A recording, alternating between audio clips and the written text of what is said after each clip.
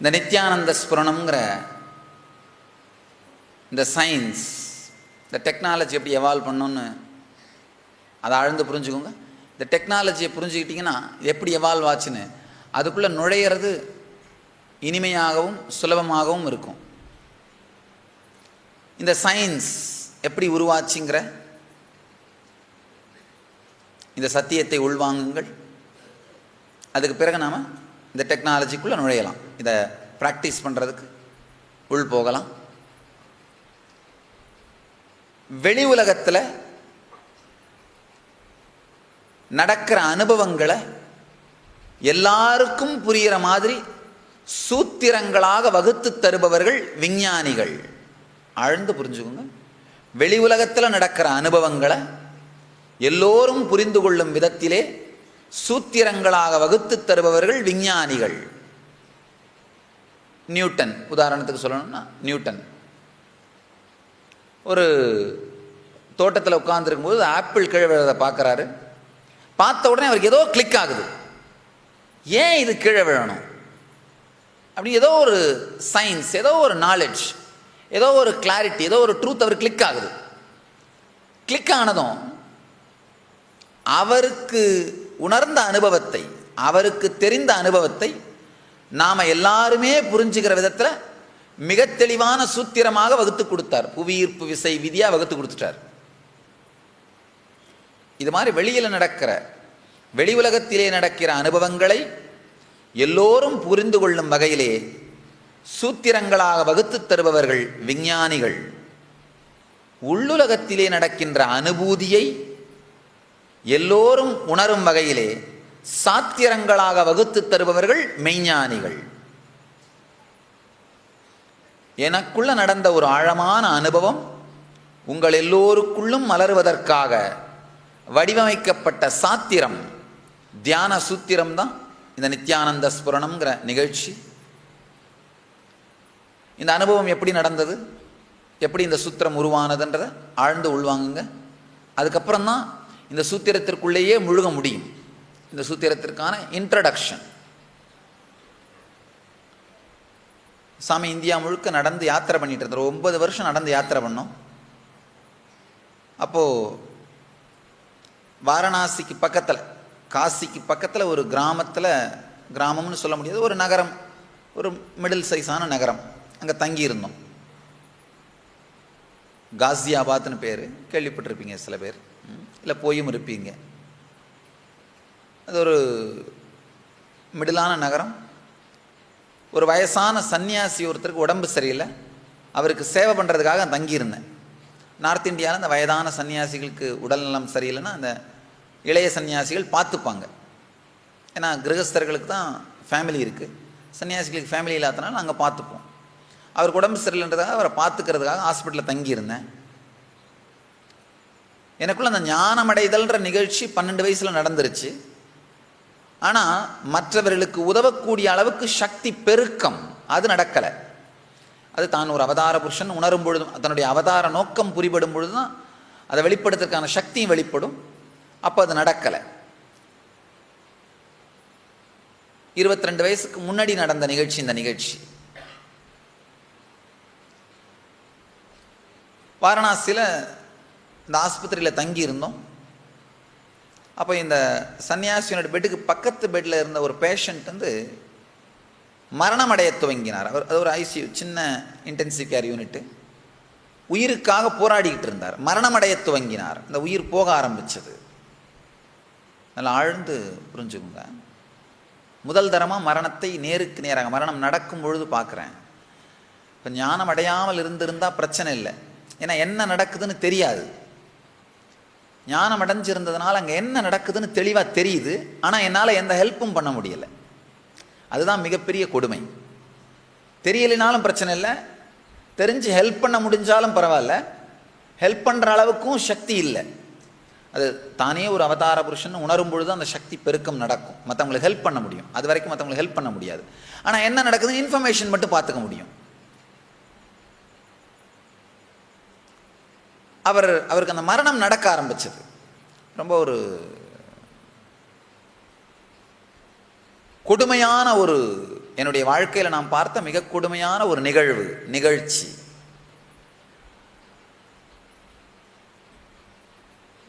முதல்ல அவங்க அந்த சப்போர்ட்டிங் சிஸ்டம்லாம் கொடுத்து வச்சுருந்தாங்க, லைஃப் சப்போர்ட்டிங் சிஸ்டம். அது எல்லாமும் இருந்தாலும் உடம்பு அதுக்கு ரெஸ்பாண்ட் பண்ணுறதுக்கு மறுத்துருச்சு. அதான் முதல்ல நடந்தது. அங்கே பார்த்தேன் மிக தெளிவாக, சப்போர்ட்டிங் சிஸ்டம் ரெஸ்பாண்ட் பண்ணுறது நிறுத்த ஆரம்பிச்சது உடம்பு. அதுக்கப்புறம் அந்த உடல் மறுத்து போக துவங்கியது. அந்த கோமாக்கு போகிறதுக்கு முன்னாடி நடக்கிற ஸ்டேஜ், அதாவது அந்த ஃபிசிக்கல் உடம்பு, ஸ்தூல சரீரம் மரணமடைய துவங்கியது. ஸ்தூல சரீரத்தில் அந்த கான்ஷியஸ்னஸ் டிஸ்கனெக்ட் ஆக ஆரம்பிச்சது. ரொம்ப நான் அப்படியே நடந்ததை எப்படி சாமி அங்கே எக்ஸ்பீரியன்ஸ் பண்ணணும் அதை அப்படியே டிஸ்கிரைப் பண்ணுறேன். மேபி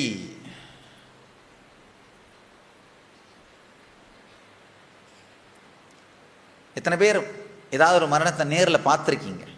கை தூக்குங்க. அப்போ உங்களுக்குலாம் நான் சொல்கிறத ரிலேட் பண்ண முடியும். ஆனால் நீங்கள் மேலோட்டமாக மேம்போக்காக என்ன நடக்கும் அதான் பார்த்துருப்பீங்க. அந்த சுவாசத்துக்கு அவங்க இழுக்கிறது, அந்த உயிர் வாழறதுக்காக அவங்க துடிக்கிறது, அதை மட்டும் தான் நீங்கள் பார்த்துருப்பீங்க. நானாக துரதிருஷ்டவசமாக எல்லாத்தையும் பார்க்க வேண்டியதாக போச்சு. அந்த உள்ளே நடக்கிற ப்ராசஸையும் பார்க்க வேண்டியதாக போச்சு. ஒரு விதத்தில் இந்த நிகழ்ச்சி நான் பார்த்த என்னுடைய வாழ்க்கையிலேயே நான் பார்த்த ஒரு கொடுமையான நிகழ்ச்சி. ஞானம் அடையாமல் இருந்திருந்தனா கூட பிரச்சனை இல்லை. ஏன்னா அங்கே என்ன நடக்குதுன்னு தெரியாது.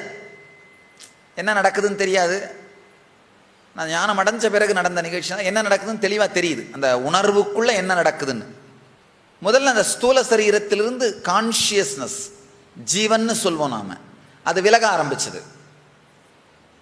சாமி தெளிவாக பார்த்தேன், ஒரு கொடுமையான வலி அந்த உடல் முழுவதும் பரவறதையும், அந்த வலியினாலேயே அந்த உடல் மரத்து போகிறதையும் பார்த்தேன்.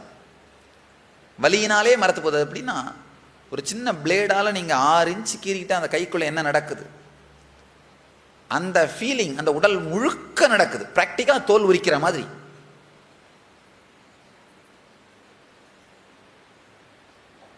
பயந்து போயிட்டேன். நான் ஃபர்ஸ்ட் ஆக்சுவலாக பயந்து போயிட்டேன். அந்த ஜீவன் படுற சஃபரிங் பார்த்து பயந்து போயிட்டேன். பயந்துட்டு இதுக்கு மேலே அங்கே இருக்க வேண்டாம்னு ஓட ஆரம்பித்தேன். ஆனால் அந்த வயசான சன்னியாசி, நான் யாரை கேர் எடுத்துகிட்டு இருந்தனோ அவர் என்ன பண்ணார், என் கையை பிடிச்சிட்டு, அப்பா நீ போகாத எனக்கு பயமாக இருக்கு அப்படின்றாரு. அவர் ஒரு நல்ல சன்னியாசி, நான் ஞானம் அடைந்தவர் இல்லை, ஒரு நல்ல தபஸ்வி, அவர் ஒரு நல்ல சன்னியாசி. அவர் என்ன சொன்னார், இல்லை என்னை விட்டு போகாத, இங்கே நெல்லு, எனக்கு பயமாக இருக்கு, கையை பிடிச்சிக்கிட்டார். டாக்டர்ஸ் தடுமாறுறாங்க, அவரை பிழைக்க வைக்கிறதுக்கு லைஃப் சப்போர்ட்டிங் வேறு ஏதாவது பண்ண முடியுமா அப்படிலாம் தடுமாறுறாங்க. ஏற்கனவே தொண்டையில் ஓட்டை போட்டிருந்தாங்க, அது வென்டிலேட்டர் ஏதாவது இன்க்ரீஸ் பண்ண முடியுமா, வேறு ஏதாவது பண்ண முடியுமா, அவங்களால ஆனால் முயற்சி தான் செய்கிறாங்க. செஞ்சாலும் ஆனால் அந்த பாடி ரெஸ்பாண்ட் பண்ண மாட்டேங்குது. பாடி அந்த எந்த லைஃப் சப்போர்ட்டிங் மெக்கானிசத்துக்கும் ரெஸ்பாண்ட் பண்ண மாட்டேங்குது. பார்த்துட்டே இருந்தேன். பார்க்கவே அந்த நிகழ்ச்சி மிக தெளிவாக என்னால் பார்க்க முடியுது. முதல்ல தோல் உரிக்கிற மாதிரி உடல் முழுவதும் பரவிய அந்த வலி, இன்டென்ஸான வலி, கொடூரமான வலி, 1000 தேள் கொட்டியது போல. எத்தனை பேருக்கு தேள் கொட்டி இருக்கு? அப்போ நீங்களாம் கற்பனை பண்ணி பார்த்துக்கலாம். ஒரு மயிர்காலையும் ஒரு தேள் கொட்டினா எப்படி இருக்கும் அந்த மாதிரி. ஆக்சுவலாக தேள் கொட்டுச்சுன்னா முதல்ல ஒரு 1/2 மணி நேரம் வலி இருக்கும், அப்புறம் மரத்து போயிடும். அந்த வலியினாலேயே அந்த ஏரியா முழுக்க மரத்து போயிடும். பார்த்துருக்கீங்களா? அந்த இடமே மரத்து போயிடும். அந்த மாதிரி அந்த உடல் முழுக்க ஏற்பட்ட வலியினால உடல் மரத்துருச்சு, கோமாக்கு போயிருச்சு.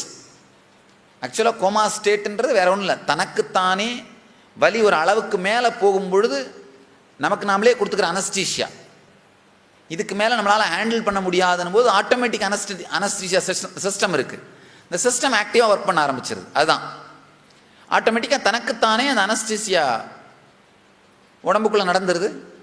இந்த அனஸ்தட்டிக் சிஸ்டம் தன்னைத்தானே வலியிலிருந்து காத்துக்கொள்ளுகிற சிஸ்டம், அந்த சிஸ்டம் ஆக்டிவ் ஆயிருச்சு. தெளிவாக சாமி பார்த்தேன். அப்படியே அந்த பர்சன் கோமாக்குள்ளே விழுந்தார், உடல் கோமாக்குள்ளே விழுந்துருச்சு, உடம்புக்குள்ளே எந்த அசைவும் இல்லாமல் போயிருச்சு. ஆனால் உயிர் அடங்கலை. அதுக்கடுத்து அந்த சுவாசத்துக்கான ஸ்ட்ரகிள் ஆரம்பிச்சது. வேகமாக சுவாசம் வேணும்னு உடம்பு இயங்க முயற்சி பண்ணுது, அது அந்த சுவாச ஓட்டம் இயங்க முயற்சி பண்ணுது. ஆனால் அதுவும் என்ன ஆகுது, லங்ஸ் மெதுவாக அடங்க ஆரம்பிக்குது, லங்ஸ் வேலை செய்கிறத நிறுத்துது. சாமி தெளிவாக அப்படியே பார்த்துட்டே வந்தேன். முதல்ல அந்த ஸ்தூல சரீரம் அடங்குது, இன்டென்ஸான வலியினால் அப்படியே மரத்து போகுது. அது எப்படி சொல்லலாம்னா, உங்கள் உடம்பு மாதிரியே ஒரு இரும்பில் ஒரு மோல்டு செஞ்சு அந்த மோல்டில் வச்சு அப்படியே அந்த மோல்டு அழுத்திக்கிட்டே போச்சுன்னா உங்கள் உடம்பு என்ன ஆகும்? அதே மாதிரி தான் நடந்தது. அந்த அந்த ஜீவன் குறுகுவதை, ஷ்ரிங்க் ஆகிறத அப்படி தான் நான் சாமி பார்த்தேன். அப்படியே நடக்க ஆரம்பிச்சது.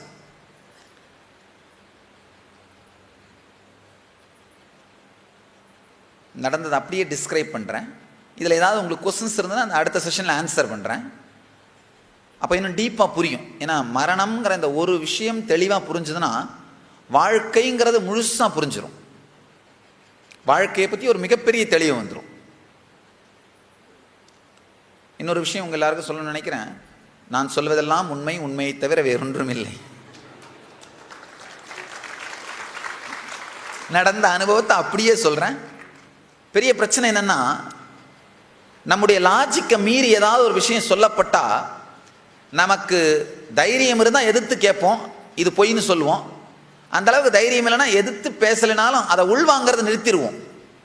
தயவு செஞ்சு உள்வாங்கிறத நிறுத்திடாதீங்க. இது புரிஞ்சுதுன்னா உங்களுக்குள்ள இருக்கிற பல உண்மைகள், வாழ்க்கையை பற்றிய பல உண்மைகள் புரியும். முதல்ல நடந்தது, அந்த ஸ்தூல சரீரம் டெட் ஆனது. ஸ்தூல சரீரம் டெட் ஆன உடனேயே, அது இறந்த உடனே, அந்த வலியினால் கோமாக்குள்ள போன உடனேயே, அதுக்கடுத்து இந்த பிராண சரீரம் வேக வேகமாக துடிக்க ஆரம்பிச்சது. ரொம்ப வேகமாக துடிக்க ஆரம்பிச்சது. பெரிய பிரச்சனை என்னன்னா, பிராண சரீரத்தில் தான் உங்களுடைய ஆசைகள் பற்றிய சம்ஸ்காரங்கள் எல்லாம் இருக்குது. காலையில் டிஸ்கிரைப் பண்ணிட்டு இருந்தேன் சம்ஸ்காரம்னா என்னென்னு. ஆசைகளை பற்றிய எண்ணப்பதிவுகள் மொத்தமும் அந்த பிராண சரீரத்தில் ரெக்கார்ட் ஆகிருக்கு. இந்த ஸ்தூல சரீரம் கோமாக்கு போன உடனே உங்களுடைய லாஜிக்கு சேர்ந்து கோமாக்கு போயிடும். நல்லா ஆழமாக புரிஞ்சுக்கிட்டீங்கன்னா, ஸ்தூல சரீரம், இந்த ஸ்தூல சரீரம்னா இந்த ரத்தத்தோட சதையோடு இருக்கிற உடம்பு, இது படுத்து ரெஸ்ட் எடுத்துச்சுனாலே உங்கள் எண்ணமெல்லாம் அது பாட்டு தன்னிடத்துக்கு இஷ்டத்துக்கு வேலை செய்ய ஆரம்பிச்சோம். அதுதான் கனவுன்னு சொல்கிறோம். நைட்டில் பார்த்தீங்கன்னா இந்த உடம்பு ரெஸ்ட் எடுத்தோடனே என்ன ஆகும், உங்கள் எண்ணமெல்லாம் கண்டபடி அலையலையாக மோதும். அந்த அலையலையாக எண்ணங்கள் தானேவே கட்டுப்படுத்துகிற லாஜிக் இல்லாமல், பகுத்தறிவு இல்லாமல், எது உண்மை எது பொய்ன்னு பகுத்து அறிகின்ற அந்த பகுத்தறிவு இல்லாமல் உங்கள் எண்ணங்கள் தானாகவே அலையலையாக மோதிக்கொள்வதைத்தான் கனவுன்னு சொல்கிறோம். தெளிவாக பார்த்தேன். இந்த ஜீவன் அந்த கனவு நிலைக்குள்ளே விழுந்துருச்சு. இந்த இறந்து கொண்டிருக்கிற ஜீவன், அந்த நபர் இவ்வளோவும் நடந்துட்டு இருக்கு. இந்த சன்னியாசி என் கையை டைட்டாக பிடிச்சிட்டு இருக்காரு, நான் ஓடி போயிடக்கூடாதுன்னு. அப்போல்லாம் ஒரு சின்ன காப்பு போட்டிருப்பேன், அந்த காப்பில் ஒரு விரலை விட்டு பிடிச்சிட்டாரு. எனக்கு இன்னும் நல்லா ஞாபகம் இருக்கு. காப்பரில் ஒரு காப்பு போட்டிருப்பேன், ஒரு கையை இந்த கையை பிடிச்சிட்டாரு, இன்னொரு கையை ஒரு விரலை அந்த காப்பில் விட்டு பிடிச்சிட்டாரு. நான் எப்படியும் போயிடக்கூடாது அப்படின்னு. நான் அப்படியே உத்து பார்த்துட்டு இருக்கிறேன் அங்கே என்ன நடக்குது அப்படின்னு. ஒரு 2 நிமிஷம் கழிச்சு இந்த சன்னியாசினை உழுக்கிறாரு. நான் ஆழமாக அந்த இறந்துட்டு இருக்கிற பேஷண்ட்டை பார்த்துட்டு, கோக்கான்னா பெங்காலியில் சின்ன பையன் அர்த்தம். அவர் என்ன கோக்கான்னு தான் கூப்பிடுவார். கோக்கா, உனக்கெல்லாம் தெரியுதாடா? அவர் கேட்குறாரு, ஏதாவது தெரியுதாடா உனக்கு அப்படின்னு. அவர் பெங்காலி சன்னியாசி, பெங்காலிலேருந்து வந்தவர். உனக்கு ஏதாவது தெரியுதாடா அப்படின்னு பெங்காலியில் கேட்குறாரு. சாமி சொன்ன, சும்மா இருங்க அப்புறமா சொல்கிறேன் அப்படின்னு. நான் ரொம்ப இன்ட்ரெஸ்டோட பார்த்துட்ருக்குறேன். முதல்ல பயமாக இருந்தது, ஆனால் இப்போ தப்பிச்சு போக முடியாதுன்னு போது வேறு என்ன பண்ணுறது, சரி பார்க்குறதே அது டீப்பாக பார்த்துடலாம், என்னதான் நடக்குதுன்னு தெரியட்டும். இந்த 2வது, இந்த பிராணன் இழுக்க ஆரம்பித்த உடனேயே அலைய ஆசைகள் அவருக்குள்ள அடிக்க ஆரம்பிச்சிருச்சு. அவர் பூர்த்தி பண்ணாத அந்த ஆசைகள்லாம் அடிக்க ஆரம்பிச்சிருச்சு. தெளிவாக பார்த்தேன் சாமி. இந்த ஹாலுக்குள்ளே ஒரு ஃபுட்பாலை வச்சுட்டு 100 பேர் சுற்றி நின்று அந்த ஃபுட்பாலை கிக் பண்ணிங்கன்னா என்ன ஆகும்? அந்த ஃபுட்பால் இந்த பக்கமும் அந்த பக்கமும் எப்படி அலையுமோ அதே மாதிரி அவருடைய ஜீவன் இந்த ஆசைகளால் எட்டி உதைக்கப்பட்டதை பார்த்தேன். அந்த பூரணமடையாத ஆசைகள், அது இந்த ஜீவனை எட்டி உதைக்குது 4 பக்கத்தில் இருந்தும். அதுக்கடுத்து எப்படியோ படாத பாடுபட்டு அந்த ஜீவன் வந்து அடுத்த நிலைக்கு போச்சு. அந்த அடுத்த நிலையில் தான் உங்களுடைய எண்ண ஓட்டம். நல்லா ஆழமாக புரிஞ்சுக்கோங்க. மரணத்தும் போது நீங்கள் 7 கதவை தாண்ட வேண்டி இருக்கும். உங்களுடைய உடம்போட 7 பாகம் அது. நீங்கள் அப்படின்னா அது 7 விஷயம் சேர்ந்தது தான் நீங்கள். அது என்னன்னா, முதல்ல இந்த ஸ்தூல உடம்பு, ரத்தமும் சதையாலும் ஆன இந்த ஸ்தூல உடம்பு, இது முதல்ல. ரெண்டாவது உங்களுக்குள்ள ஓடுற பிராண ஓட்டம். பிராண ஓட்டம் உள்வாங்க, உள்ள போற காத்து, உள்ள நிக்கிற காத்து, வெளியில போற காத்து, உடம்பு முழுக்க பரவற இந்த வேர்வை வர்றதுக்கான காத்து, வயிறு கிளீன் ஆகிறதுக்கான காத்து. இது 5 பிராணன் இருக்கு. பிராணன், வியானன், உதானன், சமானன், அபானன். இந்த பேரெல்லாம் ஞாபகம் வச்சுன்னு நினைக்காதீங்க, பயப்படுவீங்க. அந்த பேரை விட்டுருங்க. அதனால் அந்த பேரை சொல்ல வேண்டாம்னு நினச்சேன். இல்லைனா நம்ம என்ன நினச்சோம், ஐயோ இதெல்லாம் நம்ம மெமரியில் வச்சுருந்து கொஸ்டின் ஆன்சர் எழுதி எக்ஸாம் பண்ணணுமான்னு. அதெல்லாம் தேவையில்லை. இந்த கான்செப்டை புரிஞ்சுக்கிட்டீங்கன்னா போதும். டெக்னிக்கல் டேர்ம்ஸ் இருக்குன்னு அவசியம் இல்லை. டெக்னிக்கல் நாலேஜ் தேவையில்லை. அந்த எக்ஸ்பீரியன்ஸ் இருந்ததுன்னா போதும். கான்செப்டை, ட்ரூத்தை புரிஞ்சுக்கிட்டீங்கன்னா போதும். உங்களுக்குள்ளே ஓடுற அந்த பிராண ஓட்டம் தான் பிராண சரீரம். இது 2வது பாகம், உங்களுடைய 2வது பாகம். 3வது உங்களுக்குள்ளே ஓடுற எண்ண ஓட்டம். நீங்கள் சும்மா இருந்தாலும் என்ன பண்ணாலும் உங்களுக்குள்ளே ஓடிக்கிட்டே இருக்கும் பாருங்க. ஒரு ஸ்டடியாகவே இல்லாமல் நீங்கள் இங்கே உட்காந்துருந்தீங்கனாலும் உள்ள என்ன ஆகும், 4 நாள் கழிச்சு மதுரைக்கு போனால் நல்லாயிருக்கும். இல்லை முதல்ல இந்த ப்ரோக்ராம் ஒழுங்காக அட்டன் பண்ணலாம். என்னாச்சு இவ்வளோ நேரம் ஆச்சுன்னு சாமி சாப்பிட விட மாட்டேங்கிறாரு, லேட் ஆகுமா? 4 நாள் நம்மளால் உட்காந்துருக்க முடியுமா? இல்லை ரொம்ப இன்ட்ரெஸ்டிங்காக தான் இருக்கும், உட்காந்து கேட்டுடலாம். ஏதாவது உள்ள ஓடிக்கிட்டே இருக்கும், ரெஸ்பாண்ட் பண்ணிக்கிட்டே இருக்கும். அந்த உள்ள ஓடிக்கிட்டே இருக்கிறது தான் மனசரீரம். அதுதான் உங்களுடைய 3வது பாகம். 4வது பாகம் உங்களுக்குள்ள இருக்கிற எமோஷன்ஸ். எண்ணத்தை விட ஆழமா எமோஷன்ஸ். நல்லா புரிஞ்சுக்கோங்க. சில நேரத்தில் நீங்களே பார்த்தீங்கன்னா உங்களுடைய கட்டுப்பாட்டில் இல்லாமல் இயங்குற மாதிரியே தோணும். ஏதாவது ரொம்ப ஆழமான கோபம் வரும் பொழுது, இல்லை நீங்கள் ரொம்ப ஆழ்ந்து நேசிக்கிற விரும்புகிற ஒரு பர்சனை ரொம்ப நாளுக்கு அப்புறம் பார்த்தீங்கன்னா, நீங்கள் ரொம்ப நேசிக்கிற ஒரு பர்சன், ரொம்ப விரும்புகிற ஒரு பர்சனை 6 மாதத்துக்கு அப்புறம் இல்லை 3 மாதத்துக்கு அப்புறம் பார்த்தீங்கன்னா, அந்த சில வினாடிகள் உங்களுடைய கட்டுப்பாட்டிலேயே இல்லாமல் நீங்கள் இயங்குவீர்கள். அந்த ஆசையாகட்டும் அல்லது அச்சமாகட்டும், கோபமாகட்டும் அல்லது பயமாகட்டும், உங்களுடைய கட்டுப்பாட்டில் இல்லாமல் உங்கள் உடல் இயங்கும். அந்த பார்ட் தான் சூக்ஷ்ம சரீரம்னு சொல்லுவோம். 4வது பார்ட் உங்களுடைய எமோஷன்ஸ்.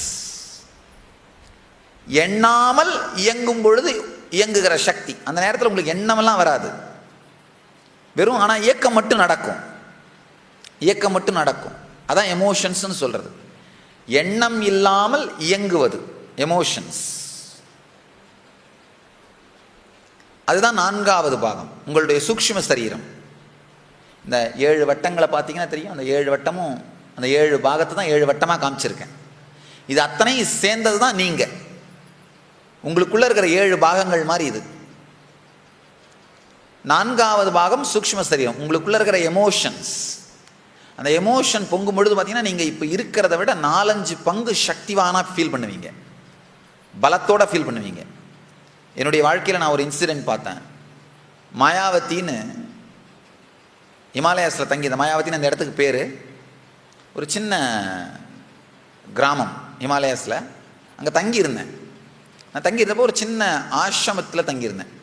அது ஆசிரமம்னா ஒரு 10-15 குடிசைகள் மாதிரி கட்டி டின் ஷீட்டில் கதவு போட்டிருப்பாங்க. அந்த மாதிரியான ஒரு இடம். அந்த இடத்தோட ஸ்பெஷாலிட்டினா நிறைய புலிகள் இருக்கும், நைட்டில் வரும். யூஸ்வலாக நைட் ஆச்சுன்னா அந்த புலிகள் அவருடைய டின்னர் சாப்பிட்றதுக்காக வெளியில் வருவாங்க, அப்படி ஒரு ரவுண்ட் அடிப்பாங்க. அதனால் அந்த ஆசிரமத்தில் என்ன பண்ணுவாங்க, நைட் ஆச்சுனாலே அந்த சுவாமி அனௌன்ஸ் பண்ணிடுவார், எல்லோரும் சாப்பிட்டு போய் ரூமை கதவை சாத்தி. வெறுமனே கதவை சாத்தினா பத்தாது, அது புலி அந்த கதவை திறந்துடாமல் இருக்கிறதுக்காக ஏதாவது நீங்கள் கல் ஏதாவது வச்சு சப்போர்ட் பண்ணிக்கணும். ஒரு நாள் நைட்டு திடீர்னு புலி வந்துருச்சு. அந்த அங்கேருந்து ஒரு வயசான சன்னியாசி கத்துனார், எல்லாரும் கதவை மூடிக்கோங்க, மூடினா மட்டும் பத்தாது, புலி கதவை திறந்துடாமல் இருக்கிறதுக்காக ஒரு கல் வச்சு சப்போர்ட் பண்ணிக்கோங்கன்னு. நாங்கள் எல்லோரும் என்ன பண்ணோம், அதே மாதிரி ஒரு கல் வச்சு சப்போர்ட் பண்ணிக்கிட்டோம். மறுநாள் காலையில் எந்திரிச்சு வெளியில் வந்து பார்த்தோம் எல்லாரும் இருக்காங்களா. பிரேக்ஃபாஸ்ட் சாப்பிட்றதா வெளியில் வந்தோம். எல்லாரும் இருக்காங்களா, இல்லை நைட்டே யாராவது டின்னராக மாறிட்டாங்களான்னு பார்க்கறதுக்காக வெளியில் வந்தோம். எல்லா சன்னியாசிகளும் என்ன, ஒரே ஒரு ரூம் மட்டும் பூட்டி இருந்தது. அவர் வெளியில் வரல. நாங்கள்லாம் அங்கே ஓடணும், பயந்தோம் ஏதாவது அவருக்கு ஆயிடுச்சோ அப்படின்னு. வெளியிலேருந்து கத்தினா அவர் சாமி நீங்கள் உள்ளே என்னை வெளியில் அழைச்சிட்டு போங்கன்னு கத்தினார். அப்புறம் ஜன்னலை உடச்சி நாங்கள் உள்ளே போனோம். அது ஒரு சின்ன குடிசை மாதிரி தான், அதனால் உடைக்கிறது பெரிய வேலை இல்லை. தட்டி எடுத்துகிட்டு உள்ளே போனோம். உள்ளே போய் பார்த்தா அவருடைய ரூம் கதவை சாத்தி அவர் ஒரு பெரிய கல், இந்த கிரைண்ட் பண்ணுறோமில்ல, அரிசி அரைக்கிறோம் இல்லையா, அந்த கல்லை சப்போர்ட்டுக்கு வச்சுருக்காரு. அது எப்படியும் ஒரு 300 கிலோ இருக்கும் அந்த கல். நாங்கள் ஒரு 7-8 பேர் சேர்ந்து அந்த கல்லை நகர்த்திட்டு கதவை திறந்து வெளியில் அழைச்சிட்டு வந்தோம். அப்போ அவர்கிட்ட கேட்டோம். அந்த கல் ஒரு 400 அடி தூரத்தில் இருக்கிற கிச்சனில் இருந்தது. அந்த ஆசிரமத்திலே ஒரு கார்னர், ஒரு கிச்சன் வச்சுருக்கோம், அங்கே இருந்தது. 400 அடி தூரத்தில் இருந்து 300 கிலோ கல்லை நீங்கள் எப்படி சாமி நேற்று நைட்டு தனியாக எடுத்துகிட்டு வந்தீங்கன்னு நாங்கள் கேட்டோம் அவரை. ஏன்னா நைட்டு அவருக்கு யாரும் ஹெல்ப் பண்ணல. அவங்கவுங்க ரூமில் பூந்து கதவை சாத்திட்டாங்க. அவங்கவுங்க ஒரு கல்லை வச்சு சப்போர்ட் பண்ணிக்கிட்டாங்க. நாங்கள் கேட்டேன் நான், சாமி இப்போ நாங்கள் 7-8 பேர் சேர்ந்து தான் இந்த நகர்த்தவே முடிஞ்சது இந்த கல்லை. நேற்று நைட்டு நீங்கள் எப்படி தனியாளாக இவ்வளோ பெரிய கல்லை கிச்சன்லேருந்து நகர்த்தி எடுத்துகிட்டு உங்கள் ரூமுக்கு எடுத்து வச்சிங்க, அந்த மாவரைக்கிற கல். அவர் சொன்னார், நீங்கள் வேற சாமி, நான் நகர்த்திட்டு வரல, தூக்கிட்டு வந்தேன் சாமி. 2 விஷயம். ஒன்று, புலி வருதுன்னு கேள்விப்பட்டது, அது ஒன்று. 2வது, நைட்டில் இருட்டில் அந்த கல்லோட சைஸ் அவருக்கு தெரியல. கல்லோட சைஸ் தெரியல. தடவி பார்த்துருக்காரு, ஏதோ ஒன்று கையில் பட்டிருக்கு, அப்படியே தூக்கிட்டு வந்திருக்காரு. ஏறத்தாழ 400 அடி தூரம் 300 கிலோ கல்லை தனி மனுஷனா தூக்கிட்டு வந்திருக்காரு. அப்போ பொங்குற சக்தி, அதுதான் சூக்ஷ்ம சரீரம். இதை ரிசர்வ் எனர்ஜின்னு சொல்லலாம். Emotions, reserve energy, second layer எனர்ஜின்னு சொல்லலாம். அதுதான் 4வது சரீரம். நம்ம எல்லாருக்குள்ளேயும் இது இருக்கு. எமர்ஜென்சி வந்தால் மட்டும் திறக்கும். எமர்ஜென்சினா மட்டும் இந்த எமோஷன்ஸ் திறக்கும். அது திறக்கும் பொழுது பார்த்தீங்கன்னா உயிர்ப்போடு இருப்பீங்க. இதுதான் 4வது சரீரம். 5வது சரீரம், ஆழமாக புரிஞ்சுக்கோங்க, ஆழ்ந்த தூக்கத்தில் நீங்கள் அனுபவிக்கிற அமைதியும் அந்த இருள் நிலை, அதான் 5வது சரீரம். உங்களுடைய வாழ்க்கை நீங்கள் அப்படிங்கிறதோட 5வது பாகம் நீங்கள் ஆழமான தூக்கத்தில் அனுபவிக்கிற அமைதி.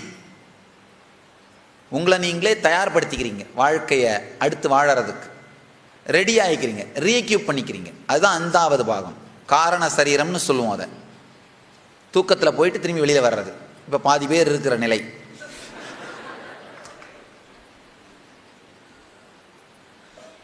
ஆறாவது ஆன்ம சரீரம்னு சொல்லுவோம். 6வது நிலை, 6வது பாகம் எதுன்னா, எப்பவாவது ரொம்ப ஆழமான இனிமையான உணர்வை நீங்கள் ஃபீல் பண்ணும்பொழுது உங்களுக்குள்ள வாழ்க்கையே ஒரு பெரிய ஆசீர்வாதம்ன்ற ஃபீலிங் வரும்.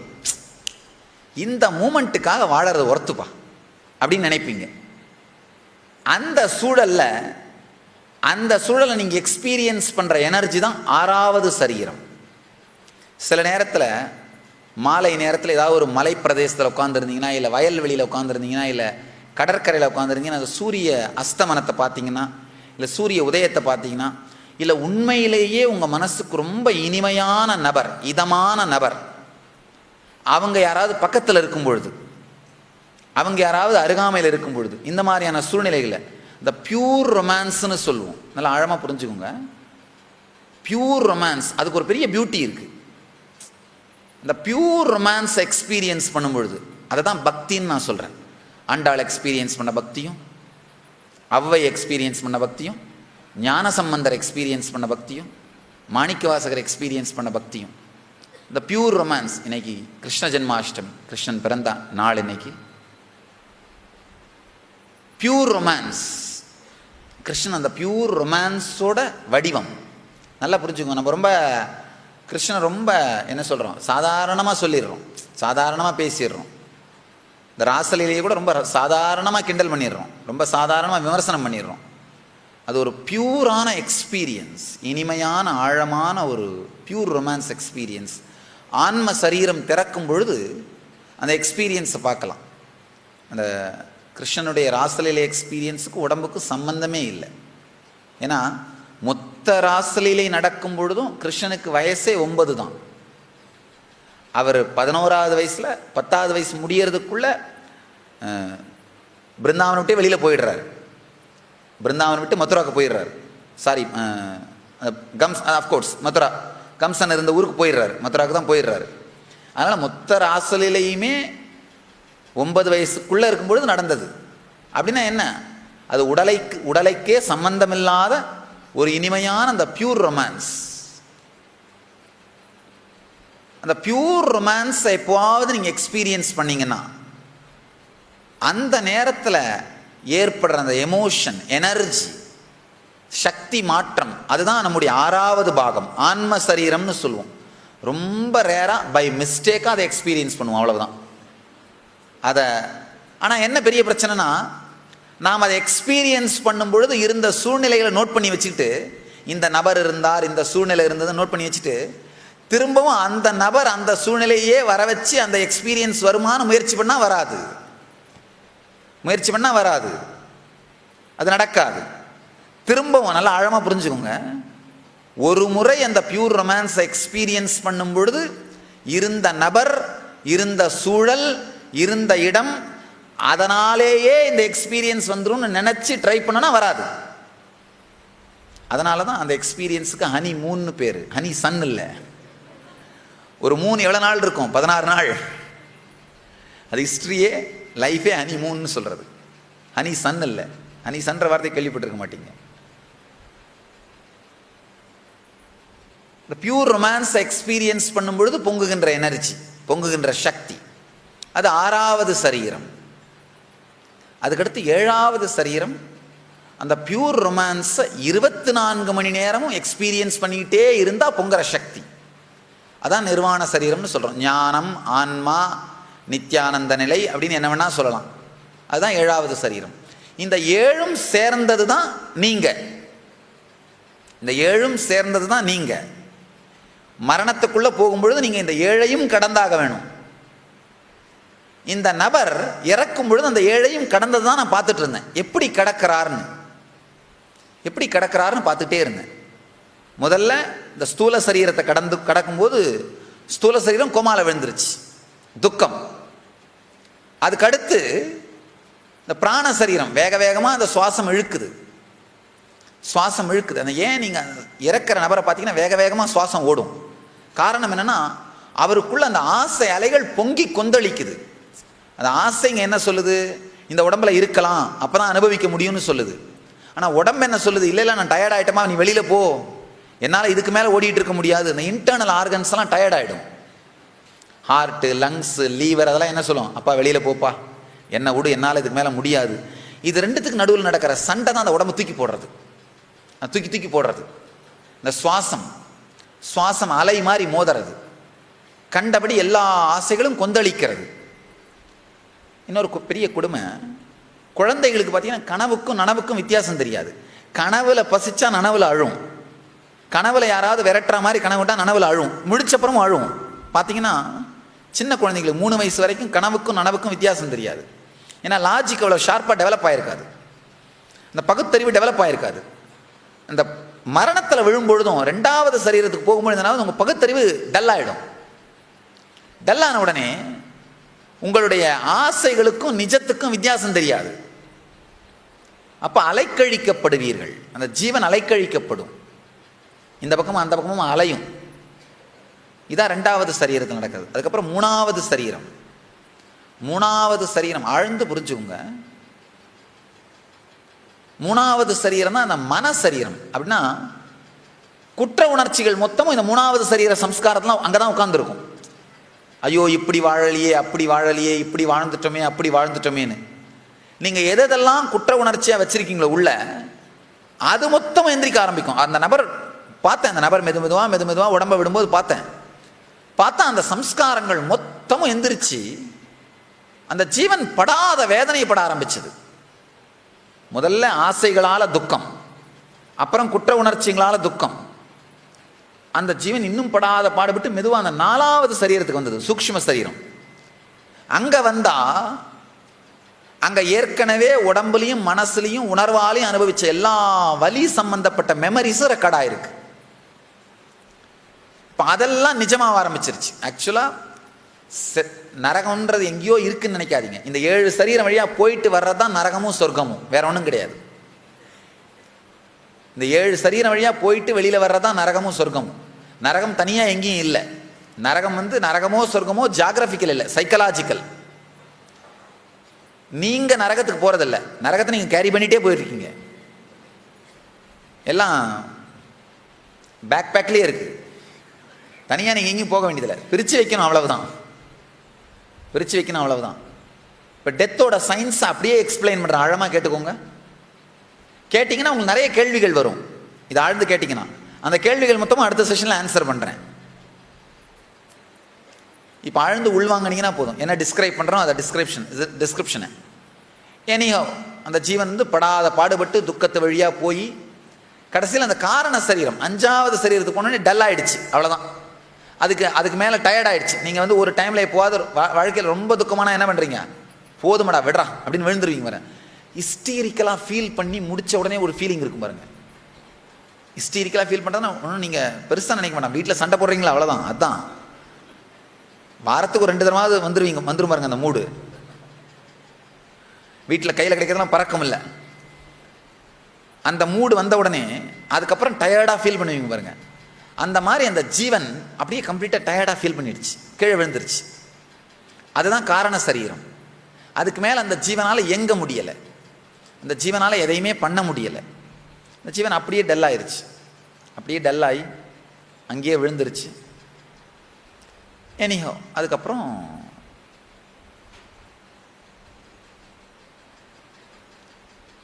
ஆழ்ந்து பார்த்தா ப்ராக்டிக்கலாக அந்த மரணம் அங்கே நடந்துருச்சு.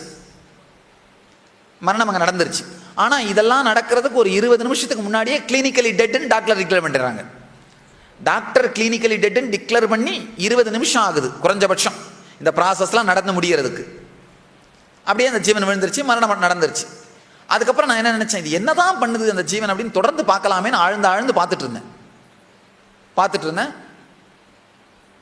பார்த்தா மெதுவாக அந்த ஜீவன் அதுக்கடுத்து என்ன பண்ணுது, அது அடுத்த ஜென்மத்தை எடுத்து அந்த 3 க்ஷணத்துக்குள்ள இன்னொரு உடம்பு எடுத்துருச்சு, இன்னொரு உடம்புல எடுத்து பிறந்துருச்சு. அதுக்கப்புறம் என்னால் ஃபாலோ பண்ண முடியல, விட்டேன். அதுக்கப்புறம் அவ்வளோதான் என்னுடைய அந்த நாலேஜ், அந்த சக்தி அவ்வளோதான் என்னால் பார்க்க முடிஞ்சுது. அதுக்கு மேலே பார்க்க முடியல, விட்டுட்டேன்.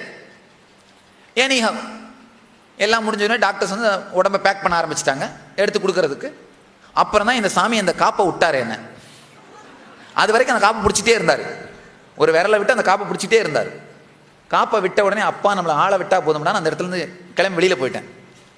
ஏறத்தாழ 2 நாள் அப்படியே எனக்கு அது எனக்குள்ள ஒரு காயம் மாதிரி இருந்தது. ஒரு ஆக்சிடென்ட்டை பார்த்துட்டிங்கன்னா 2 நாள் உங்களால் சாப்பிட முடியாது இல்லையா. ஆக்சிடென்ட் வேணாம், ஒரு நாய் தெருவில் செத்துக்கிறத பார்த்தாலே போதும் இல்லை, 2 நாள் சாப்பிட முடியாது. நீங்கள் நான்வெஜ்ஜே சாப்பிட்ற அளவாக இருந்தால் கூட ஒரு மிருகம் செத்து விழுந்துக்கிறத பார்த்தீங்கன்னா அதுக்கப்புறம் என்ன பண்ண முடியாது, சாப்பிட முடியாது, கஷ்டம். எனக்கு உண்மையிலேயே ஆச்சரியமாக இருக்கும், எப்படி நான்வெஜ் சாப்பிட்றாங்க மக்கள் அப்படின்னா. மனுஷன் செத்து போனால் சுடுகாட்டில் புதைக்கிறோம், மிருகம் செத்து போனால் வயிற்றில் புதைச்சிடுறோம்.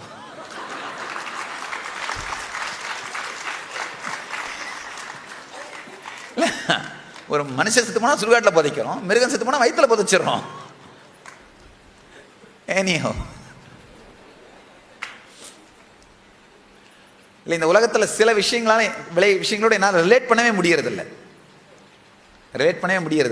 அதில் இது ஒரு விஷயம்.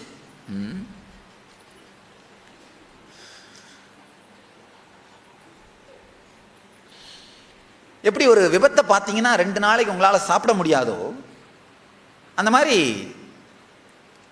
ஒரு 2-3 நாள் என்னால் சாப்பிட முடியல, தூங்க முடியல. அதை பார்த்தது அப்படியே மெமரியிலே இருக்கு. ஏதாவது இந்த ஹாரர் மூவி பார்த்தீங்கன்னா, திகில் படம்னு சொல்கிறோம்ல, திகில் படங்கள் பார்த்தீங்கன்னா 2 நாளைக்கு ஸ்க்ரீன் அசைஞ்சா கூட எப்படி தோணும், வீட்டில் நைட்டில் ஒரு பூனை சவுண்ட் விட்டதுன்னா என்ன தோணும்,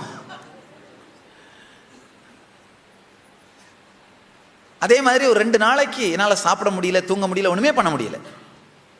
அப்படியே சைலண்ட்டாக உட்காந்துட்டு இருந்தேன்.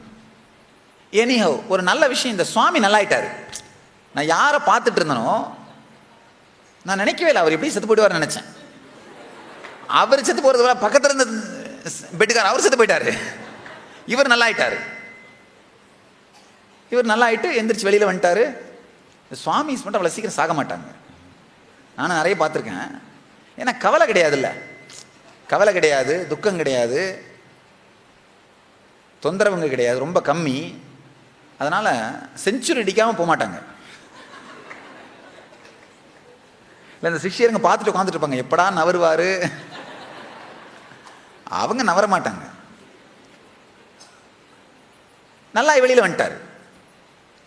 எனக்கு சரி இனி நல்லா ஆயிட்டார் அப்படின்றதுக்காக நான் என்னுடைய யாத்திரையை தொடங்க ஆரம்பிச்சிட்டேன். என்னுடைய யாத்திரையை தொடர்ந்து திரும்பவும் யாத்திரை பண்ணி ஒரு 1.5 வருஷத்துக்கு அப்புறம் தான் எனக்குள்ளேயே நான் என்னுடைய அவதார நோக்கம், பிறந்ததோட நோக்கம் அது புரிய வந்தது.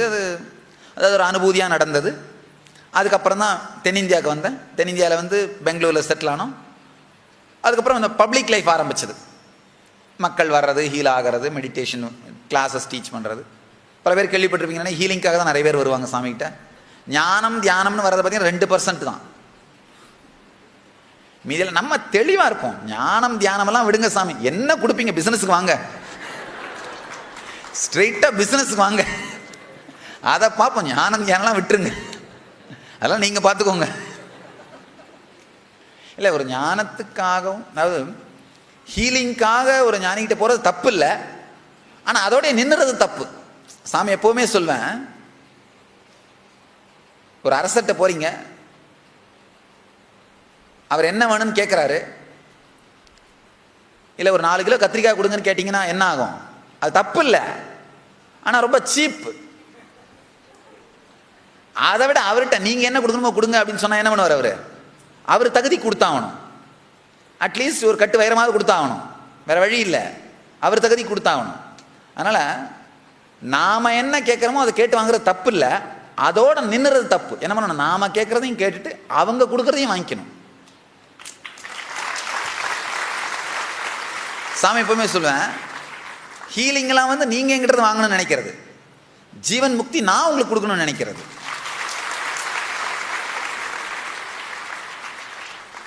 ஹீலிங்காக வர்றது தப்பு இல்லை, ஆனால் அதோடய நிறுத்திடுறது தப்பு. பல நேரத்தில் நான் பார்த்துருக்கேன். முக்கியமாக இந்த விஐபிங்க, இந்த மெடிடேஷன் கிளாஸஸ்லாம் வர முடியாதுன்னு வாங்க. நேராக வந்து என்ன பண்ணுவாங்க? சாமியை நேராக பார்க்கணும், சாமி ஹீல் பண்ணுங்கன்னு வாங்க. ஹீல் பண்ணிவிடுவேன், ஹீலிங்காக நடந்துடும், அது ஒன்றும் பெரிய வேலை இல்லை. 2 வருஷம் நல்லா இருப்பாங்க. மன அமைப்பு மாறாததுனால நேச்சுரலாக என்ன பண்ணுவாங்க? அது 2 வருஷத்தில் அந்த வியாதியை திரும்ப எடுத்துன்னு வந்துடுவாங்க. திரும்ப எடுத்துன்னு வந்து 2 வருஷம் கழிச்சு திரும்ப என்ன பண்ணுவாங்க? நான் அந்த ஊருக்கு போகும்போது திரும்ப வருவாங்க. இவங்கள தான் நான் ரெகுலர் கஸ்டமர்னு சொல்லுவேன். Regular customer. அந்த ஊருக்கு போனனாலே அந்த ஒரு டாப் 20 விஐபிங்க கரெக்டாக வந்துடுவாங்க. சாமி இந்த கை இந்த கால் இங்கே அங்கே அப்படின்னு ரெகுலர் கஸ்டமர். ஏன்னா மன அமைப்பு மாறாத வரைக்கும் பர்மனண்ட்டாக ஹீலிங் நடக்காது. நல்லா புரிஞ்சுக்கோங்க. வியாதி எதனால் வருது? மன அமைப்புனால. இப்போ நான் ஹீல் பண்ணி விட்டேன்னா என்ன ஆகும்? அந்த மன அமைப்பு என்ன பண்ணிட்டு இருக்கோம்? ஓ இவர்கிட்ட போனியா, சரி எவ்வளோ நாள் இந்த கூத்தெல்லாம் நடக்குதுன்னு பார்த்துக்கலாம், வெயிட் பண்ணு அப்படின்னு உள்ளே உட்காந்துருக்கோம். சாமியோட எனர்ஜி இருக்கிற வரைக்கும் வண்டி ஓடும். 2 வருஷத்துக்கு அப்புறம் என்ன ஆகும்? நேச்சுரலாக இந்த மன அமைப்பு திரும்ப மேலே வந்துடும். அந்த மன அமைப்பை வச்சு தானே வாழறீங்க நீங்கள். திரும்ப நேச்சுரலாக அந்த மன அமைப்பினாலே என்ன பண்ணுவீங்க? திரும்ப அந்த வியாதி எடுத்துகிட்டு வந்துடுவீங்க. எடுத்துகிட்டு வந்து எனக்கு ரெகுலர் கஸ்டமர், அவ்வளோதான், வேற ஒன்றும் கிடையாது. சாமி எப்பவுமே சொல்லுவோம். அதனால தான் கொஞ்சம் இந்த ஜீவன் முக்த ஞானத்தையும் வாங்கிட்டு போனீங்கன்னா அப்போ அந்த மன அமைப்பு அழிஞ்சு போயிடும். இப்போ பண்ண ஹீலிங் பர்மனெண்ட்டாக இருக்கிறது மட்டும் இல்லை, நீங்கள் 4 பேரை ஹீல் பண்ண முடியும். நீங்கள் 4 பேருக்கு இந்த சக்தியை கொடுக்க முடியும்.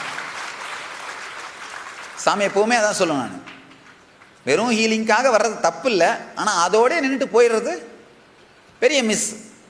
அதில் ஒன்றும் ஏனி பப்ளிக் லைஃப் ஆரம்பிச்சது. அந்த பப்ளிக் லைஃப் ஆரம்பித்தப்புறம் நடந்த இன்னொரு மரணம், இதையும் ஆழ்ந்து கேளுங்க. ஏன்னா இந்த 2 மரணமும் உங்களுக்கு புரிஞ்சதுனா தான் இந்த என்எஸ்பிங்கிற அந்த நித்யானந்த ஸ்புரணங்கிற சயின்ஸ் புரியும் உங்களுக்கு. 2வது மரணம் பெங்களூரில் நம்ம டிவோட்டி ஒருத்தர், அவங்களுக்கு உடம்பு சரியில்லை, ஆஸ்பத்திரியில் இருந்தாங்க, இன்டென்சிவ் கேர் யூனிட்டில் இருந்தாங்க. ஹீல் பண்ண சொல்லி இன்வைட் பண்ணியிருந்தாங்க, கூப்பிட்டுருந்தாங்க. சாமி போயிருந்தேன். அந்த ஹாஸ்பிட்டல் நமக்கு தெரிஞ்சவங்கிறதால ஐசியூலேயே அங்கேயே இருந்து அவங்கள பார்த்துட்டு இருந்தேன், அவங்கள ஹீல் பண்ணிகிட்டு இருந்தேன். அன்னைக்கு மாலை சாயந்தரம் அதே மாதிரி நான் பார்த்துட்டு இருந்தேன், நம்ம டிவோட்டியோட பக்கத்து பெட்டு பேஷண்ட் சாக ஆரம்பித்தார். டாக்டர்ஸ் எல்லாம் சுற்றி நின்று பார்த்துட்டு இருக்காங்க. லைஃப் சப்போர்ட்டிங் மெக்கானிசம், அந்த லைஃப் சப்போர்ட்டிங் மெக்கானிசத்துக்கு பாடி ரெஸ்பாண்ட் பண்ணுறது நிற்க ஆரம்பிச்சது. பார்த்த உடனே நான் முதல்ல பண்ணணும்னு நினச்ச வேலை என்ன, அப்பா ஏற்கனவே பார்த்த ஒரு மரணம் போதுமப்பா, இன்னொன்று வேணாம் அப்படின்னு திரும்பினேன். அதே பிரச்சனை நம்ம கைப்பிடிச்சிக்கிச்சு. நம்ம டிவோட்டி 70 வயசு அந்த அம்மாவுக்கு, ரொம்ப நாள் தெரிஞ்சவங்க. அந்த அம்மா கைப்பிடிச்சிக்கிட்டு, சாமி என்னை விட்டு போவாதீங்க. நான் நினச்சேன் அந்த சன்னியாசிக்கே அந்த பயம் இருந்திருக்குன்னா பாவம் இந்த அம்மா.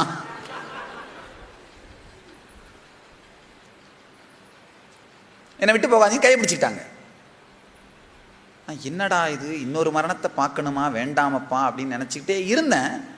அந்த வினாடியாக அந்த மரணத்தை பார்த்த உடனே ரொம்ப இன்ட்ரெஸ்டிங்காக இருந்தது. ரொம்ப இன்ட்ரெஸ்டிங்காக என்னென்னா, அந்த முதல் நபர் பார்த்தீங்கன்னா ரொம்ப கஷ்டப்பட்டு உடம்பு முழுக்க வலி துக்கத்தினால் அப்படி அப்படியே அந்த கோமாக்குள்ளே அந்த ஜீவன் போக ஆரம்பிச்சுது. ஆனால் இவருக்கு பார்த்தா திடீர்னு நான் பார்க்குறேன், அந்த வெண்ணெயில் கத்தி போட்டால் எப்படி வெளியில் வருமோ அந்த மாதிரி அழகாக அந்த ஜீவன் உடம்புலேருந்து வெளியில் வருது. எனக்கு ரொம்ப ஆச்சரியமாயிடுச்சு.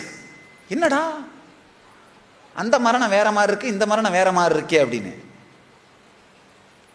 உடனே இன்ட்ரெஸ்ட் வந்ததுனால நானே நின்றுட்டு அம்மா நீங்கள் கவலைப்படாதீங்க நான் இங்கே தான் இருக்கிறேன் அப்படின்னு நின்றுட்டு பார்க்க ஆரம்பித்தேன். அந்த மரணத்தில் நடந்த மாதிரியே வெளி உலகத்தில் அந்த டாக்டர் சப்போர்ட்டிவ் மெக்கானிசம் கொடுக்குறது அதெல்லாம் பண்ணிட்டு இருந்தாங்க. ஆனால் அந்த ஜீவன் எனக்குள்ளே என்ன நடக்குதுன்னு பார்த்தா அழகாக அப்படியே ரொம்ப ரிலாக்ஸ்டாக உடம்பு அடங்குது.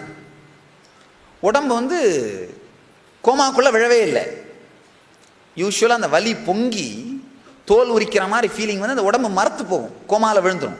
கோமாவே நடக்கலை, கான்ஷியஸாக இருக்குது அந்த ஜீவன். உடம்பு கரெக்டாக அந்த சென்சிட்டிவாக இருக்குது, ஃபுல் அவேராக இருக்குது அந்த ஜீவன். அப்படியே அந்த ஜீவன் மெதுவாக என்ன ஆகுது, அந்த உடம்பில் வலி இல்லாமல் மெதுவாக பிராண சரீரத்துக்குள்ளே நுழைஞ்சுது. ரெண்டாவது ஸ்டெப்புக்குள்ளே போச்சு. அங்கே பார்த்தா அது என்ன, இந்த ரைட் ராயலாக போகிறதுன்னு சொல்கிறாங்க. ஆர்மி எல்லாம் நின்று சல்யூட் அடித்தாங்கன்னா அந்த லீடர் எப்படி போகிறாரு, அந்த மாதிரி நான் பார்க்குறேன். அந்த ஆசைகள்லாம் சைலண்ட்டாக தள்ளி நின்று தலையை குனிஞ்சிட்ருக்கு. இந்த ஜீவன் அழகாக போகுது, அழகாக ரொம்ப ஸ்மூத்தாக வெளியில் போகுது. எனக்கு ரொம்ப ஆச்சரியமாயிருச்சு. என்னடா இது, ஒரு துக்கமுமே இல்லாமல் எப்படிப்பா இது நடக்குது அப்படின்னு. எனக்கு ரொம்ப அந்த வேகமாக சுவாசம் இழுக்கிறதுலாம் ஒன்றுமே இல்லை, அப்படியே ரொம்ப ரிலாக்ஸ்டாக அடங்குது அந்த சுவாசம் அந்த ஜீவனுக்கு. அதுக்கு அடுத்து மூணாவது இந்த மனசரீரத்துக்குள்ளே போகும்போது பார்த்தேன் நான், அட்லீஸ்ட் இங்கேயாவது சஃபரிங் வருமா அப்படின்னு. ஒன்றுமே இல்லை. சும்மா ஒரு டார்ச் இருந்தால் எப்படி நீங்கள் காட்டுக்குள்ளே அழகாக நடந்து போவீங்க டார்ச் பிடிச்சிட்டு, அந்த மாதிரி அந்த டார்ச் பிடிச்சிட்டு போகிற மாதிரி அந்த ஜீவன் அழகாக வெளியில் வர ஆரம்பிச்சுது. எனக்கு ரொம்ப ஆச்சரியமாயிடுச்சு. அது மட்டும் இல்லாமல் இதுக்கு அடுத்து 4வது நிலைக்கு போன உடனே துக்கங்கள் வர்றதுக்கு பதிலாக அந்த ஜீவனுக்கு ரொம்ப சுகமாக ஃபீல் பண்ண ஆரம்பிச்சுது. அதாவது அந்த போன மரணத்துக்கு அப்படியே ஆப்போசிட்டாக இருந்தது இந்த மரணம், அப்படியே ஆப்போசிட்டாக இருந்தது, சுகமாக ஃபீல் பண்ண ஆரம்பிச்சுது. 5வது பாகத்துக்குள்ளே வந்த உடனேயே, அந்த காரண சரீரத்துக்குள்ளே வந்த உடனேயே மெதுவாக அந்த ஜீவன் என்னாச்சு, அப்படியே மெதுவாக கரைஞ்சி இன்னொரு பிறவியே எடுக்காத ஒரு ஆனந்தத்துக்குள்ளே கரைஞ்சிருச்சு. இந்த ஜீவன் முக்தின்னு சொல்கிறேன் இல்லையா, அந்த நிலைக்குள்ளே கரைஞ்சிருச்சு, இன்னொரு பிறவியே எடுக்காமல். பார்த்தேன், நான் ரொம்ப தெளிவாக பார்த்தேன். அந்த அந்த அந்த ஜீவனுக்குள்ளே ஒரு ஸ்ட்ராங்காக சாமி வந்து அந்த ஜீவனோட ஒரு கனெக்டடாக ஃபீல் பண்ணேன். அது என்ன நடக்குதுன்னு அப்படியே தெளிவாக தெரியுது எனக்கு. தெரிஞ்சு அப்படியே கம்ப்ளீட்டாக அந்த ஜீவன் முக்தி நிலைக்குள்ளே கரைஞ்சிருச்சு. எனக்கு ஒரு இனிமையான ஃபீலிங், ரொம்ப ரம்யமான உணர்வு. ரொம்ப நாளாக பார்க்காத இருந்த ஒரு இதயத்தினாலே நேசிக்கின்ற ஒரு நபரை பார்த்தீங்கன்னா ஒரு ரம்யமான ஃபீலிங் இருக்கும் பாருங்கள். அந்த மாதிரி ஒரு ரம்யமான ஃபீலிங் எனக்கு தோணி, என்னடா இது இவ்வளோ இனிமையாக இந்த மரணம் நடந்தது அப்படின்னு ஆச்சரியப்பட்டுட்டே அவங்க ஃபேமிலியெல்லாம் என்கொயரி பண்ணிட்டு இருந்தேன். இவர் யார், ஏதாவது நிறைய பெரிய ஞானம் தபஸ்லாம் பண்ணவரா அப்படின்னு அவங்க ஃபேமிலியை கேட்டுட்டு இருந்தேன். அவங்க சொன்னாங்க, ஆன்மீகமா, அதுக்கும் எங்கள் ஃபேமிலிக்கு சம்மந்தமே இல்லை, இவர் அதெல்லாம் ஒன்றும் கிடையாது, ஆன்மீகவாதிலாம் கிடையாது. நான் கேட்டேன், தியானமெல்லாம் பண்ணுவாரா? அதெல்லாம் ஒன்றும் கிடையாது, இவர் 2 ஒய்ஃபு ஒரு பிஸ்னஸ், அவ்வளவுதான், அவர் வாழ்க்கையே இவ்வளோதான், வேற ஒன்றும் கிடையாது. நான் கேட்டேன், எப்படிப்பா? சரி, இந்த கோயிலுக்கு ஏதாவது போவாரா, இல்லை ஏதாவது ஒரு ஞான குருவோட கனெக்டடாக இருந்திருக்காரா? நீங்கள் தபஸ் பண்ணலாம், ஏதாவது ஒரு ஞான குருவோட ஆழமான ஃபீலிங் கனெக்ஷன் இருந்ததுன்னா அவங்களுடைய சக்தியால் இது நடந்துடும். நான் கேட்டேன், அந்த மாதிரி ஏதாவது ஃபீலிங் கனெக்ஷன் ஞான குருவோட கனெக்ட் ஆகிருந்தாரா? அவர் சொன்னார், அவங்க சொன்னாங்க, ஒன்றும் கிடையாது, இவருக்கு ஞானத்துக்கு சம்பந்தமே கிடையாது, எங்கள் ஃபேமிலியில் இது ஒன்றும் கிடையாது. எனக்கு ஆனால் நம்ப முடியலை. நான் அவங்க வேறு யாராவது அந்த ஃப்ரெண்ட்ஸை விசாரிக்கலாம், அந்த க்ளோஸ் ஃபேமிலியை வேறு யார்ட்டையும் 2-3 பேர்ட்ட பேசி பார்த்தேன். அவங்க கடைசியில் எரிச்சலாயே, அட சாமி, வேறு வேலையில் போய் உங்கள் வேலையை கவனிங்க சாமி அப்படின்ட்டாங்க. அது அவங்களுக்கு ஆன்மீகத்துக்கு சம்மந்தமே இல்லை, அந்த மாதிரி பேக்ரவுண்டு. இப்போ நான் உட்காந்து சாமி தியானம் பண்ண ஆரம்பித்தேன், கான்டெம்ப்ளேட் பண்ண ஆரம்பித்தேன். எப்படி முதல் மரணம் அவ்வளோ மோசமாக ஏன் இருக்கணும், 2வது மரணம் இவ்வளோ இனிமையாக ஏன் இருக்கணும்? இனிமையான மரணம் மாதிரி வாழ்க்கையோட நீங்கள் சாதிக்க வேண்டிய மிகப்பெரிய கிஃப்ட் வேறு எதுவும் கிடையாது, தெரிஞ்சுக்கோங்க. அதான் அல்டிமேட் கிஃப்ட். எப்படியாவது இந்த இனிமையான மரணத்துக்கு என்ன வேணுமோ அதை சேர்த்து வச்சிட்டிங்கன்னா நீங்கள் வாழ்க்கைக்கு தேவையான சம்பாரிச்சிட்டிங்க. அது இல்லைன்னா நீங்கள் என்ன பண்ணி வச்சாலும் அது யூஸ்லெஸ் தான். நீங்கள் என்ன பண்ணி வச்சாலும் ஒரு part of the suffering avoid பண்ண முடியாதுல்ல. நீங்கள் இப்போ என்ன வேணால் பண்ணி வச்சுக்கோங்க, ஆனால் அந்த மூச்சு குறைய ஆரம்பித்த உடனே உங்கள் கார் யூஸ் ஆகாது, சொர்க்கரதம் தான் யூஸ் ஆகும். உங்கள் செக்கில் கையெழுத்து போட முடியாது, அது தூக்கிட்டு போக முடியாது, அந்த வாரி இறைக்கிற காசை கூட நீங்கள் பொறுக்க முடியாது.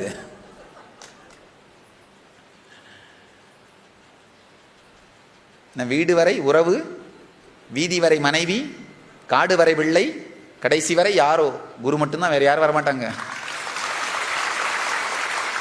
கடைசி வரை யாரோ, என்ன நடக்குன்னு தெரியாது. அந்த ஒரு பார்ட் ஆஃப் த சஃபரிங் வந்து லைஃப்ல அவாய்ட் பண்ண முடியாதது.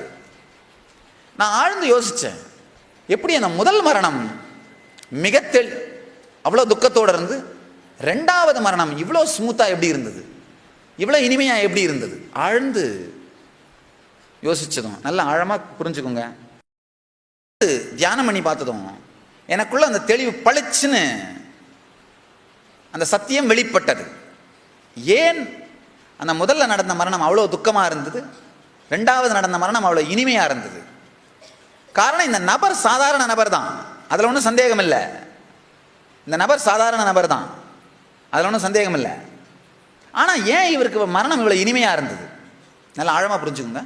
இப்போ நான் சொல்கிறது தான் என்னுடைய அனுபவத்தை அப்படியே சொல்கிறேன். இதை தான் தேவ ரகசியங்கள்னா சொல்லுவாங்க, வேற ஒன்றும் கிடையாது. நம்ம உபனிஷதங்கள் சொல்லுது, இந்த ரகசியங்களை சொல்பவருக்கும் தகுதி இல்லாதவர்களுக்கு சொல்றவங்களுக்கும் கேட்கறவங்க 2 பேருக்கும் மண்டை வெடிச்சிரும்னு சொல்லுது.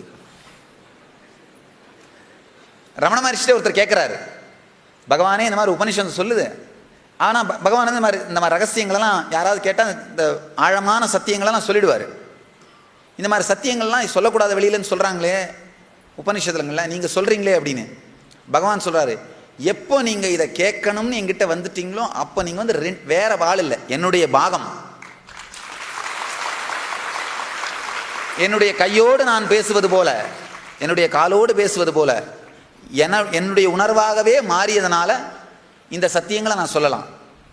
என்னுடைய உணர்வாக எப்போ நீங்கள் கேட்கணும்னு வந்தீங்களோ, 4 நாள் உங்கள் வேலையை விட்டுட்டு வந்தீங்களோ அதுவே போதும். பணமெல்லாம் 2வது பட்சம். 4 நாள் வேலையை விட்டுட்டு வந்தீங்க, ஒரு வேலை இல்லைன்னா அட்லீஸ்ட் உட்காந்து டிவியாவது பார்த்துட்டு இருப்பீங்கல்ல. 4 நாள் டிவி பார்க்காம இருப்போன்னு முடிவு பண்ணிட்டு வந்திருக்கீங்கல்ல, அதுவே எவ்வளோ பெரிய விஷயம், அதுவே எவ்வளோ பெரிய விஷயம். 4 நாள் எல்லாத்தையும் விட்டுட்டு, வீட்டை விட்டுட்டு, ஃபேமிலியை விட்டுட்டு, எல்லாத்தையும் விட்டுட்டு வந்திருக்கீங்கல்ல. இந்த வந்ததுனாலேயே என்னுடைய பாகம்னு நான் நினைக்கிறதுனால, நீங்கள் அத்தனை பேர் என்னுடைய பாகம் நினைக்கிறதுனால எனக்குள் நடந்த சத்தியத்தை அப்படியே சொல்கிறேன். ஆழ்ந்து உள்வாங்கிக் கொள்ளுங்கள். முதல் மரணம் ஏன் அவ்வளோ துக்கமாக இருந்தது, 2வது மரணம் ஏன் இவ்வளோ இனிமையாக இருந்தது ஆழ்ந்து பார்க்கும்போது எனக்குள் நடந்த அந்த வெளிப்பாடு, இந்த அனுபூதி என்ன நடந்தது நான் தெளிவாக பார்த்தேன். முதல் மரணத்தின் போது நான் ஒரு அவதார புருஷனாக பரிணமிக்கவில்லை. ஆனால் 2வது மரணம் நிகழும் பொழுது எனக்குள் அந்த சக்தி அனுபவம் நடந்திருந்தது. அப்போ ஒரு அவதார புருஷனுடைய சாநித்தியத்திலே நடந்த மரணம். இல்லை, ஆழ்ந்து புரிஞ்சுக்கோங்க. இரண்டாவது மரணம் ஒரு ஞானியினுடைய சாநித்தியத்திலே நடந்த மரணம். முதல் மரணத்தப்ப எனக்குள்ள ஒரு அனுபவம் நடந்திருந்தது, ஆனால் ஹெல்ப் பண்ணுற அளவுக்கு சக்தி வெளிப்பாடு இல்லை. என்ன நடக்குதுன்னு பார்க்க முடியும், அவ்வளவுதான். ஆனால் ரெண்டாவது மரணம் நடக்கும்போது நானே ஹீல் பண்ணுறதுக்கான சக்தி வெளிப்பாடு நடந்திருந்தது. அப்போ நேச்சுரலாக இன்னும் நல்லா புரிஞ்சுக்கோங்க, அந்த சக்தி வெளிப்பாடு நான் விரும்பியெல்லாம் பண்ணணும்னு அவசியம் இல்லை. அந்த ப்ரீதிங் ஸ்பேஸுக்குள்ளே யார் வந்தாலும் அந்த சக்தி நடந்துட்டு இருக்கும். யார் வந்தாலும் அந்த சக்தி நடந்துட்டு இருக்கும். ஆழ்ந்து புரிஞ்சுக்கோங்க. பெருமைக்காகவோ கிளைம் பண்ணுறதுக்காகவோ சொல்லப்படலை. உண்மையை, சத்தியத்தை உள்ளது உள்ளவாறே சொல்கிறேன். உள்வாங்க முடியுன்றவங்க உள்வாங்கிக்கோங்க, அவ்வளவுதான். ஆழ்ந்த இந்த சத்தியம் தெளிவாக எனக்குள்ள வெளிப்பட்டுச்சு. இரண்டாவது மரணம் நடக்கும் பொழுது நானே ஒரு அவதார புருஷனா பரிணமிச்சிருந்தேன். அந்த சக்தி வெளிப்பாடு நடந்து கொண்டு இருந்தது. முதல்ல அந்த சாமியை கேர் எடுக்க தான் இப்போ தங்கியிருந்தேன், ஹீல் பண்ண இல்லை. இப்போ இந்த மாதிரி ஹீல் பண்ண போய் தங்கியிருந்தேன். ஸோ இப்போ நேச்சுரலாக அந்த சக்தியின் வெளிப்பாடுனால அந்த சக்தி வெளிப்பாடு நடக்கிற இடத்துக்குள்ளே என்ன நடந்தாலும் அது ஹீலிங்காக தான் நடக்கும். அந்த ஜீவன் இந்த எனர்ஜி ஃபீல்டுக்குள்ளே இருந்ததுனால இயற்கையிலேயே வலி இல்லாமலும் துக்கம் இல்லாமலும் இனிமையாகவும் அந்த மரணம் நடந்தது. இது எனக்கு தெரிஞ்ச உடனேயே அந்த முதல் மரணத்தை பார்த்தப்போ இருந்த காயம் ஆறிடுச்சு. அந்த காயம் எனக்குள்ள இருந்த காயம் ஆறிடுச்சு, ஹீல் ஆயிடுச்சு. ஒரு பக்கம் எனக்குள்ள ஒரு ஆழ்ந்த ஆனந்தம். இப்போ யாருக்காவது ஒருத்தர் நீங்கள் உண்மையிலே ஹெல்ப் பண்ணிட்டீங்கன்னா மற்றவங்களுக்கு சொல்லணும் இல்லை, உங்களுக்குள்ளே ஒரு பெரிய ஜூஸியாக இருக்கும், உங்களுக்குள்ளே ஒரு பெரிய ஜாய்ஃபுல்லாக இருக்கும். உண்மையிலே ஹெல்ப் பண்ணியிருந்தீங்கன்னா, ஒரு ஹெல்ப் பண்ணிங்கன்னா எதிர்பார்க்காம, சரி என்கிட்ட ஓவராக இருக்குது, என்கிட்ட 100 கோடி இருக்குது, ஒரு 10 ரூபா தானப்பா இருக்கட்டுமேப்பா விடப்பா, ஒரு 100 ரூபா தானப்பா இருக்கட்டுமே விடப்பா அப்படின்னு கொடுத்து ஹெல்ப் பண்ணிட்டு இருந்தீங்கன்னா, ஒரு முக்கியமான சூழ்நிலையில் கொடுத்து ஹெல்ப் பண்ணிட்டு இருந்தீங்கன்னா உங்களுக்குள்ள ஒரு ஜூஸியாக இருக்கும், உள்ள ஒரு இனிமையான ஃபீலிங் இருக்கும். அந்த உள்நாக்கு இனிக்கும். அந்த ஃபீலிங்கில் சாமி உட்காந்துட்டு இருந்தேன். ஆஹா, என்ன அருமையான மரணம். ஒரு பெரிய ஹெல்ப். இன்னொன்று, எனக்கு எந்த நஷ்டமும் இல்லை அந்த ஹெல்ப்னால. அந்த ஹெல்ப் பண்ணதுனால எனக்கு எந்த நஷ்டமும் இல்லை. அந்த ப்ரீதிங் ஸ்பேஸுக்குள்ள நடந்ததால நடந்தது. அந்த ஒரு இனிமையான ரம்யமான ஃபீலிங்கில் உட்காந்துட்டு இருந்தேன். அப்போ எனக்குள்ள ஒரு ஆழமான ஒரு தேடுதல், இந்த ஹெல்ப்பை மட்டும் நம்மளால் எல்லா மனிதர்களுக்கும் பண்ண முடிஞ்சா இது எவ்வளோ பெரிய கிஃப்ட், இது எவ்வளோ பெரிய கிஃப்டாக இருக்கும். கான்டம்ப்ளேட் பண்ணிட்டு இருந்தேன். நல்லா ஆழமாக புரிஞ்சுக்கோங்க. கட்டாயமாக நான் ஆஸ்பத்திரியாக போய் ஐசியூவாக நின்றுட்டு இருக்க முடியாது. சீக்கிரமாக சாவியா, நான் அடுத்த பெட்டை பார்க்கணும், பண்ண முடியாது. அதை பண்ண முடியாது. எப்படி இது சாத்தியம்? என்ன பண்ணலாம்? சாமி ஆழ்ந்து தியானம் பண்ண ஆரம்பித்தேன். இது ஒரு மேபி 2.5 நாள் அந்த ஒரே சிந்தனையில் இருந்தேன். சாமி அதே சிந்தனையில் ஒரு 2.5 நாள் இருந்துட்டு இருந்தேன். எப்படி இந்த அனுபூதியை எல்லாருக்குள்ளேயும் ரீப்ரொடியூஸ் பண்ணலாம், இந்த அனுபூதி எல்லாருக்குள்ளையும் எப்படி ரீப்ரொடியூஸ் பண்ணலாம். இப்போ அந்த மனிதர் என்னுடைய ப்ரீதிங் ஸ்பேஸுக்குள்ளேயே இந்த மரணம் நடந்தாலும் நடந்துருச்சு. நான் அங்கேயே இருந்தேன், நடந்துருச்சு. எங்கே இருந்து இந்த மரணம் நடந்தாலும் உண்மையில் பார்த்தீங்கன்னா சக்தி, ஒரு ஞானியினுடைய சக்திக்கு இடம் சம்பந்தமே இல்லை. எங்கே இருந்தாலுமே கனெக்ட் பண்ணிக்க முடியும். எங்கே இருந்தாலும் காலத்தாலும் இடத்தாலும் கட்டுப்படுத்தப்படாத சக்தி தான் அவதார புருஷ சக்தி, அவதார சக்தி. அப்படின்னும் பொழுது எங்கே இருந்தாலுமே இது நடக்க முடியும். எப்படி செய்யலாம்? இது ஒரு ஆழமான ஒரு ரிசர்ச் மாதிரி 3 நாள் அதே, ஒரு 2.5 நாள் அதே சிந்தனையில் இருந்துட்டு இருந்தேன். ஆழமாக புரிஞ்சுக்கோங்க. இப்போ நான் இந்த சத்தியங்களை ஆழ்ந்த விதர்க்கத்தோடு உள்வாங்கினீங்கன்னா, அந்த விதர்க்கம்ன்ற வார்த்தையை புரிஞ்சுக்கோங்க. விதர்க்கத்தோடு உள்வாங்கினீங்கன்னா இது அத்தனையும் உங்களுக்குள்ளேயும் அனுபூதியாக மாற ஆரம்பிச்சிடும், அனுபவமாக மாற ஆரம்பிச்சிடும். தர்க்கம்னா என்னன்னா சாதாரண லாஜிக். குதர்க்கம்னா என்னன்னா எதிர்மறையாகவே யோசிக்கிறது. யாருக்கு தெரியும் என்ன ஆச்சுன்னு எதிர்மறையாகவே யோசிக்கிறது, அதான் குதர்க்கம். விதர்க்கம்னா நேரடியாக பார்க்கறது, நேரடியாக பார்க்கறது. தர்க்கம், குதர்க்கம், விதர்க்கம். விதர்க்கம்னா அந்த ஃபீலிங் கனெக்ஷனை ஏற்படுத்திக்கிறது. இந்த ஃபீலிங் கனெக்ஷன் வந்துருச்சுன்னா நல்லா புரிஞ்சுக்கோங்க,